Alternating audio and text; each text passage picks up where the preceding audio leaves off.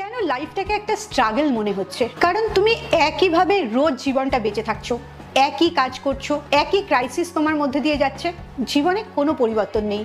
তুমি যখন কলেজে পড়তে ইয়াং ছিলে তখন তোমার কত স্বপ্ন ছিল, সেই স্বপ্নগুলো কবেই তুমি মাটিতে পুঁতে কবর দিয়ে দিয়েছো। আরেকটা বড় ঘটনা ঘটে, সেটা হচ্ছে কখনোই আমাদের কারুকে শেখানো হয় না নিজের কি করে কেয়ার নিতে হবে, নিজের মানসিক স্বাস্থ্য, শারীরিক স্বাস্থ্য, এনার্জি, স্বপ্ন, এগুলোর যত্ন কিভাবে করতে হবে। আমার লাইফস্টাইল কারেকশন প্রোগ্রামে রিনা নামের একজন মাঝবয়সী মেয়ে আছে।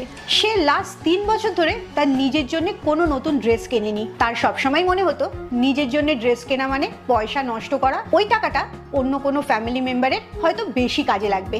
নিজের জন্য টাকা খরচ করাকে তার কেরম যেন একটা পাপ মনে হতো, অপরাধ বোধে ভুগত। এই গিল্টটা কিন্তু ফ্যামিলি মেম্বারের জন্য ভালোবাসা না, এটা ছোট থেকে প্রোগ্রাম করা হয়েছে। নিজেকে ভালো না রেখে, নিজেকে স্যাক্রিফাইস করে লোককে ভালো রাখবে, লোকের জন্য করবে।